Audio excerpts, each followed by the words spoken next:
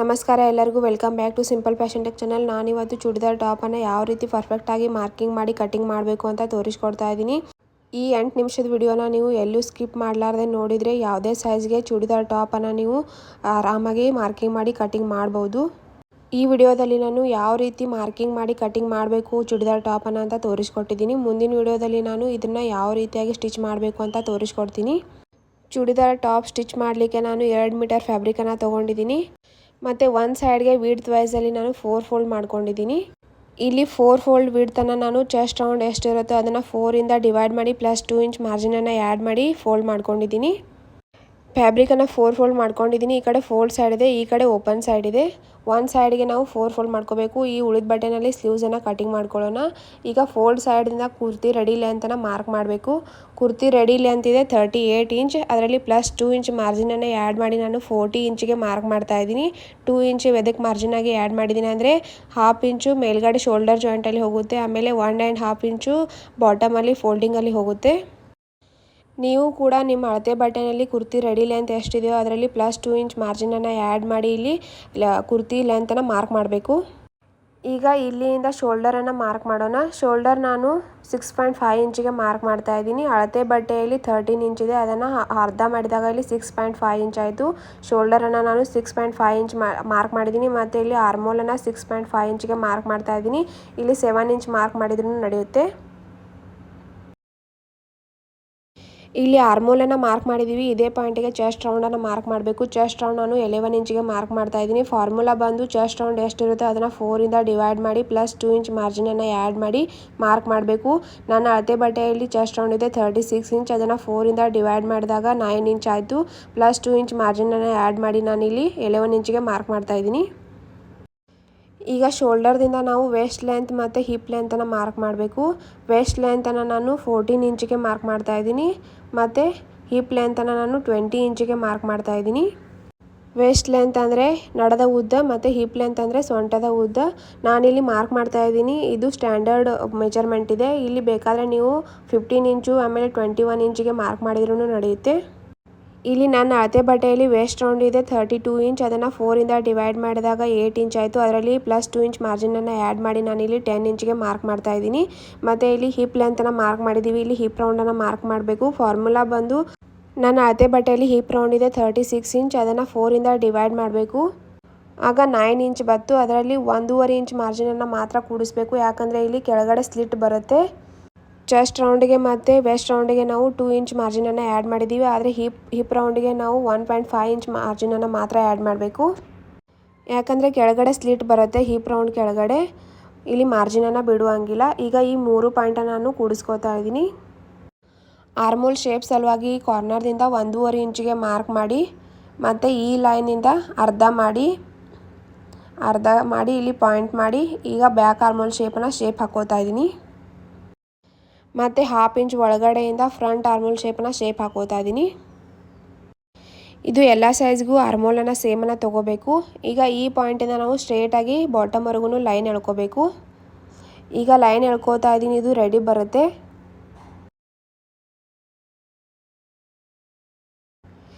ಈಗ ಲೈನ್ ಎಳ್ಕೊಳ್ತಾ ಇದ್ದೀನಿ. ಇದು ಮಾರ್ಜಿನ್ ಇದೆ. ಈ ಟಾಪ್ದು ಸ್ಟಿಚಿಂಗ್ ವಿಡಿಯೋನ ನಾನು ನಾಳೆ ಹಾಕ್ತೀನಿ. ಅದರಲ್ಲಿ ನಾನು ಡೀಟೇಲ್ ಆಗಿ ಹೇಳ್ತೀನಿ ಯಾವ ರೀತಿ ಪರ್ಫೆಕ್ಟಾಗಿ ಸೈಡ್ ಸ್ಲಿಟನ್ನು ಸ್ಟಿಚ್ ಮಾಡಬೇಕು ಅಂತ. ಈಗ ನೆಕ್ ವಿಡ್ತನ್ನು ಮಾರ್ಕ್ ಮಾಡ್ತಾ ಇದ್ದೀನಿ. ನೆಕ್ ವಿಡ್ತ್ ನಾನು 2.5 ಇಂಚಿಗೆ ಮಾರ್ಕ್ ಮಾಡ್ತಾ ಇದ್ದೀನಿ. ಮತ್ತು ಫ್ರಂಟ್ ನೆಕ್ ಡೆಪ್ತನ್ನು ನಾನು 6 ಇಂಚಿಗೆ ಮಾರ್ಕ್ ಮಾಡಿ ಶೇಪ್ ಹಾಕೋತಾ ಇದ್ದೀನಿ. ನೆಕ್ ಶೇಪನ್ನು ಹಾಕೋತಾ ಇದ್ದೀನಿ. ಇದು ಫ್ರಂಟ್ ನೆಕ್ ಶೇಪ್. ನಾನಿಲ್ಲಿ ಫ್ರಂಟ್ ಪಾರ್ಟ್ ಮತ್ತು ಬ್ಯಾಕ್ ಪಾರ್ಟನ್ನು ಒಂದೇ ಸಲಕ್ಕೆ ಕಟ್ ಮಾಡ್ತಾ ಇದ್ದೀನಿ. ಆದರೆ ನಾನಿಲ್ಲಿ ಫ್ರಂಟ್ ನೆಕ್ಕನ್ನು ಮಾತ್ರ ಇಲ್ಲಿ ಮಾರ್ಕಿಂಗ್ ಮಾಡಿದ್ದೀನಿ. ಬ್ಯಾಕ್ ನೆಕ್ಕನ್ನು ಬ್ಯಾಕ್ ಪಾರ್ಟ್ ಮೇಲೆ ಕಟಿಂಗ್ ಮಾಡಿ ತೋರಿಸ್ತೀನಿ.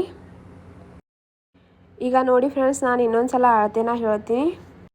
ಇಲ್ಲಿ ಅಳತೆ ಬಟ್ಟೆಯಲ್ಲಿ ಶೋಲ್ಡರ್ ರೆಡಿ ಇದೆ 13 ಇಂಚ್. ಅದನ್ನು ಅರ್ಧ ಮಾಡಿ 6.5 ಇಂಚಿಗೆ ಶೋಲ್ಡರನ್ನು ತೊಗೊಂಡಿದ್ದೀನಿ. ಮತ್ತು ಆರ್ಮೋಲನ್ನು ನಾವು ಶೋಲ್ಡರನ್ನು ಎಷ್ಟು ತೊಗೊಳ್ತೀವಿ ಅಷ್ಟೇ ಆರ್ಮೋಲನ್ನು ಕೂಡ ತೊಗೋಬೇಕು. ಮತ್ತು ಇಲ್ಲಿ ಚೆಸ್ಟನ್ನು ನಾನು 11 ಇಂಚಿಗೆ ಮಾರ್ಕ್ ಮಾಡಿದ್ದೀನಿ. ಚೆಸ್ಟ್ ರೌಂಡ್ ಎಷ್ಟಿರುತ್ತೆ ಅದನ್ನು 4ಇಂದ ಡಿವೈಡ್ ಮಾಡಿ ಪ್ಲಸ್ 2 ಇಂಚ್ ಮಾರ್ಜಿನನ್ನು ಆ್ಯಡ್ ಮಾಡಿ ಚೆಸ್ಟ್ ರೌಂಡನ್ನು ಮಾರ್ಕ್ ಮಾಡಿದ್ದೀನಿ. ಮತ್ತು ವೇಸ್ಟ್ ರೌಂಡನ್ನು ನಾನು 10 ಇಂಚಿಗೆ ಮಾರ್ಕ್ ಮಾಡಿದ್ದೀನಿ. ವೇಸ್ಟ್ ರೌಂಡ್ ಎಷ್ಟಿರುತ್ತೆ ಅದನ್ನು 4ಇಂದ ಡಿವೈಡ್ ಮಾಡಿ ಪ್ಲಸ್ 2 ಇಂಚ್ ಮಾರ್ಜಿನನ್ನು ಆ್ಯಡ್ ಮಾಡಿ ಮಾರ್ಕ್ ಮಾಡಬೇಕು. ಇಲ್ಲಿ ಹಿಪ್ ರೌಂಡನ್ನು ನಾನು 10.5 ಇಂಚಿಗೆ ಮಾರ್ಕ್ ಮಾಡಿದ್ದೀನಿ. ಹಿಪ್ ರೌಂಡ್ ಎಷ್ಟಿರುತ್ತೆ ಅದನ್ನು 4ಇಂದ ಡಿವೈಡ್ ಮಾಡಿ ಪ್ಲಸ್ 1.5 ಇಂಚ್ ಮಾರ್ಜಿನನ್ನು ಆ್ಯಡ್ ಮಾಡಿ ಮಾರ್ಕ್ ಮಾಡಬೇಕು. ಇಲ್ಲಿ ಕುರ್ತಿ ರೆಡಿ ಲೆಂತ್ನ 38 ಇಂಚ್ ಇದೆ. ಅದನ್ನು ಪ್ಲಸ್ 2 ಇಂಚ್ ಮಾರ್ಜಿನನ್ನು ಆ್ಯಡ್ ಮಾಡಿ ನಾನು 40 ಇಂಚಿಗೆ ಮಾರ್ಕ್ ಮಾಡಿದ್ದೀನಿ. ಮತ್ತು ಫ್ರಂಟ್ ನೆಕ್ ಡೆಪ್ತನ್ನು ನಾನು 6 ಇಂಚಿಗೆ ಮಾರ್ಕ್ ಮಾಡಿದ್ದೀನಿ. ಇಲ್ಲಿ ಆರ್ಮೋಲ್ ಶೇಪ್ ಸಲುವಾಗಿ ಕಾರ್ನರ್ದಿಂದ 1.5 ಇಂಚಿಗೆ ಮಾರ್ಕ್ ಮಾಡಿ ಆಮೇಲೆ ಆರ್ಮೋಲ್ ಶೇಪನ್ನು ಹಾಕ್ಕೊಂಡಿದ್ದೀನಿ. ಈಗ ಇಲ್ಲಿ ಶೋಲ್ಡರ್ದಿಂದ ನಾನು ವೇಸ್ಟ್ ಲೆಂತನ 14 ಇಂಚ್ ತೊಗೊಂಡಿದ್ದೀನಿ ಮತ್ತು ಹಿಪ್ ಲೆಂತನ 20 ಇಂಚ್ ತೊಗೊಂಡಿದ್ದೀನಿ. ಈಗ ಬ್ಯಾಕ್ ಆರ್ಮೋಲ್ ಶೇಪ್ದಿಂದ ನಾವು ಮಾರ್ಕಿನ ಮೇಲೆ ಕಟಿಂಗ್ ಮಾಡ್ಕೋಬೇಕು. ಫ್ರಂಟ್ ನೆಕ್ ಮತ್ತು ಫ್ರಂಟ್ ಆರ್ಮೋಲನ್ನು ಈಗಲೇ ಕಟಿಂಗ್ ಮಾಡ್ಕೋಬಾರ್ದು, ಯಾಕಂದರೆ ಕೆಳಗಡೆ ಬ್ಯಾಕ್ ಪಾರ್ಟ್ ಇದೆ.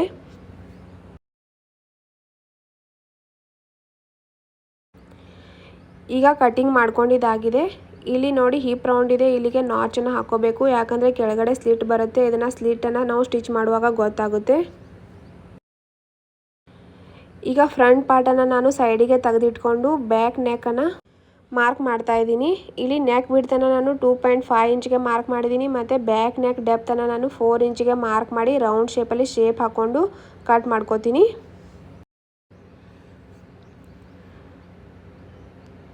ನೋಡಿ ಇದು ಬ್ಯಾಕ್ ಪಾರ್ಟ್ ಇದೆ. ಈಗ ಬ್ಯಾಕ್ ಪಾರ್ಟನ್ನು ನಾನು ಸೈಡಿಗೆ ತೆಗೆದಿಟ್ಕೋತಾ ಇದ್ದೀನಿ. ಈಗ ಫ್ರಂಟ್ ನೆಕ್ ಮತ್ತು ಫ್ರಂಟ್ ಆರ್ಮೋಲ್ ಶೇಪನ್ನು ಕಟಿಂಗ್ ಮಾಡ್ಕೋಬೇಕು.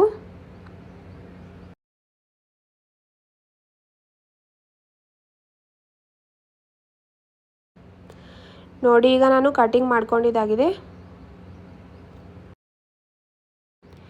ನೋಡಿ ಈಗ ಫ್ರಂಟ್ ಪಾರ್ಟನ್ನು ನಾನು ಓಪನ್ ಮಾಡಿ ತೋರಿಸ್ತಾ ಇದ್ದೀನಿ, ಯಾವ ರೀತಿ ನಾವು ಮಾರ್ಕಿಂಗ್ ಮಾಡಿ ಕಟಿಂಗ್ ಮಾಡ್ಕೊಂಡಿದ್ದೀವಿ ಅಂತ. ಇದು ಬ್ಯಾಕ್ ಪಾರ್ಟ್ ಈ ಥರ ಬಂದಿದೆ. ಈಗ ನಾನು ಸ್ಲೀವ್ಸನ್ನು ಯಾವ ರೀತಿ ಕಟಿಂಗ್ ಮಾಡ್ಕೋಬೇಕು ಅಂತ ತೋರಿಸ್ಕೊಡ್ತೀನಿ. ಈ ಟಾಪಿಗೆ ನಾನು ಶಾರ್ಟ್ ಸ್ಲೀವ್ಸನ್ನು ಇಟ್ಟಿದ್ದೀನಿ.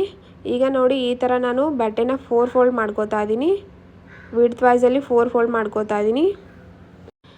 ಸ್ಲೀವ್ಸ್ ಲೆಂತ್ ಎಷ್ಟಿದೆಯೋ ಅಷ್ಟೇ ನಾನು ಬಟ್ಟೆನ ಕಟ್ ಮಾಡಿ ತೊಗೊಂಡಿದ್ದೀನಿ. 4 ಫೋಲ್ಡ್ ಮಾಡ್ಕೊಂಡಿದ್ದೀನಿ. ಈ ಕಡೆ ಓಪನ್ ಸೈಡ್ ಇದೆ, ಈ ಕಡೆ ಫೋಲ್ಡ್ ಸೈಡ್ ಇದೆ.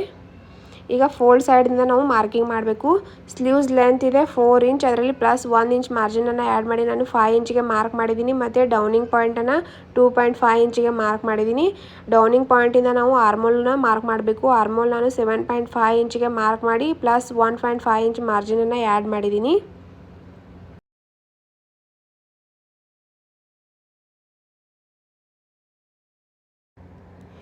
ಮತ್ತು ಸ್ಲೀವ್ಸ್ ರೌಂಡನ್ನು ನಾನು 5.5 ಇಂಚಿಗೆ ಮಾರ್ಕ್ ಮಾಡ್ತಾ ಇದ್ದೀನಿ ಮತ್ತು 1.5 ಇಂಚ್ ಮಾರ್ಜಿನನ್ನು ಆ್ಯಡ್ ಮಾಡಿದ್ದೀನಿ.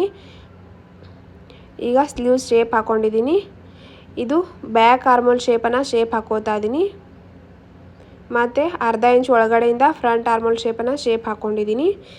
ಇಲ್ಲಿ ನೋಡಿ ಮತ್ತೊಮ್ಮೆ ಅಳತೆನ ಹೇಳ್ತೀನಿ. ಸ್ಲೀವ್ಸ್ ಲೆಂತನ್ನು ನಾನು 5 ಇಂಚ್ ತೊಗೊಂಡಿದ್ದೀನಿ, ಡೌನಿಂಗನ್ನು 2.5 ಇಂಚ್ ತೊಗೊಂಡಿದ್ದೀನಿ ಮತ್ತು ಆರ್ಮೋಲನ್ನು ನಾನು 9 ಇಂಚ್ ತೊಗೊಂಡಿದ್ದೀನಿ ಮತ್ತು ಸ್ಲೀವ್ಸ್ ರೌಂಡನ್ನು 7 ಇಂಚ್ ತೊಗೊಂಡಿದ್ದೀನಿ. ಮತ್ತು ಇದು ಬ್ಯಾಕ್ ಆರ್ಮೋಲ್ ಶೇಪ್, ಇದು ಫ್ರಂಟ್ ಆರ್ಮೋಲ್ ಶೇಪನ್ನು ಶೇಪ್ ಹಾಕ್ಕೊಂಡಿದ್ದೀನಿ. ಈಗ ಮಾರ್ಕಿನ ಮೇಲೆ ಕಟಿಂಗ್ ಮಾಡ್ಕೋಬೇಕು.